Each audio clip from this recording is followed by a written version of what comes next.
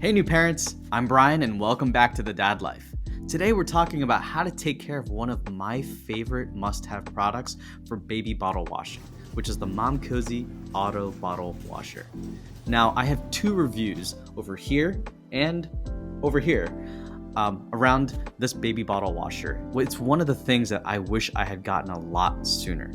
Now, I've been using this product for over 3 months now, and I know that a lot of you have also started to get this, and I want to offer you a couple of different ways to make sure that this is operating as smoothly as possible and keeping it in the best shape because it has been such a lifesaver for us. There are only two super easy things that you have to do in order to keep this running smoothly. The first is cleaning out any annoying limescale buildup inside of the unit, and then two, replacing the air filter. As a product designer and a dad who loves tech myself, I'm going to walk you through how to do these things and why it's important. Now, the first one is cleaning the product. We've been using our unit for over 3 months now, and we've run more than 200 cycles on it, I think. And over that time, we've started noticing a little bit of white residue on the inside of the unit, which is limescale buildup, which is common, especially if you live in an area with hard water. If you start to see any limescale, then it might be time to do a simple cleaning run. The limescale itself doesn't damage the machine, but it might reduce the effectiveness of the detergent tablets that you put into the unit over time. Now, hard water has a lot of minerals inside of it, mainly calcium and magnesium. And when water with these minerals dries, it leaves behind limescale, which basically are the white spots that you see on glasses or around the faucet. And about 50% of US homes have hard water. So if you're noticing this, it's totally normal. Now, limescale interferes with the soap's effectiveness to work well. The calcium and magnesium inside of that water make it harder for the soap to lather or create bubbles, creating soap scum instead. And so your detergent ends up doing less work, which means your bottles aren't getting as clean as they probably should be. So to counteract this, to get rid of that limescale, you'll want to use vinegar, which contains acetic acid, which is really effective at breaking down or dissolving the limescale that's left behind. And it's a good natural and gentle way to clean things without having to use any kind of harsh chemicals. Now, Momcozy recommends two different methods for cleaning your machine if you have limescale buildup over time. The first method is add about 80 to 100 milliliters of white vinegar into the water tank and then fill up the rest of the water tank with distilled or purified water. Then use the rapid cycle. The second method is that you can add 5 to 10 milliliters of white vinegar directly into the inner chamber, then fill the water tank full of purified or distilled water, then use the rapid cycle. This should only be done about 1 to 2 times in a row because doing this too often might cause some corrosion. Now, a bonus method is that they are also working on a Momcozy branded limescale remover, so I'll let you know when that's available.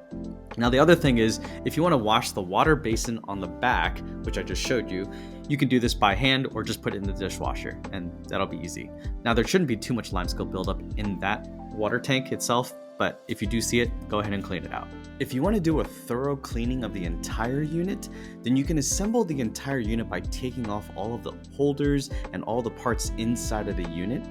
And then you can wipe the inside of the wash area with a towel or a Clorox wipe or something like that.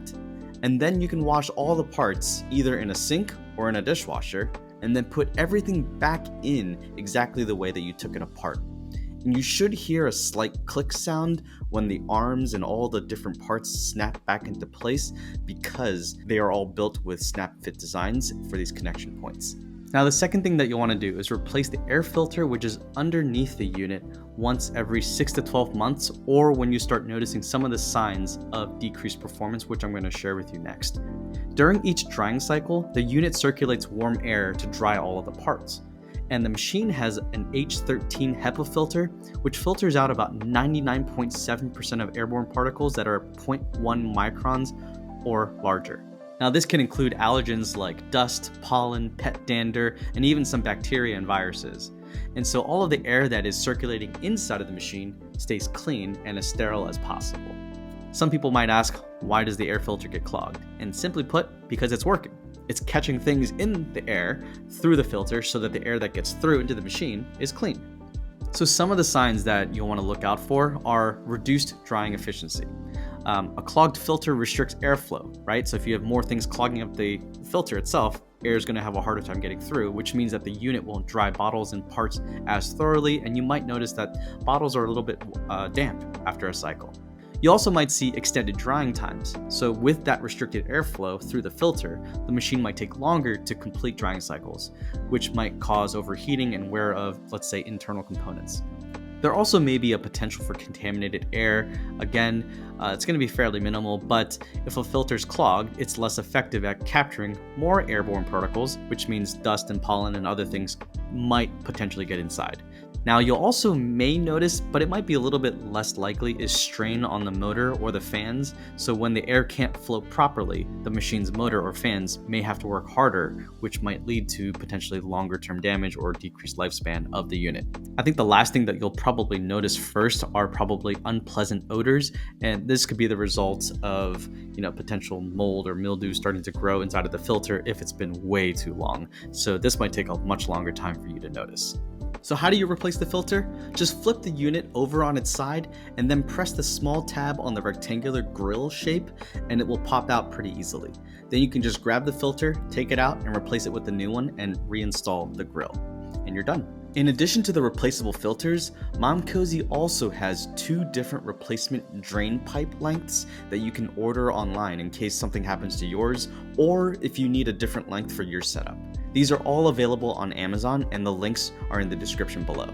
Well, that's it. That's all you have to do in order to keep this thing in good shape. And I hope that these simple tips help keep your bottle cleaning routine smooth and relatively stress-free. If you found this video helpful, go ahead and subscribe for more practical parenting tips and baby gear reviews.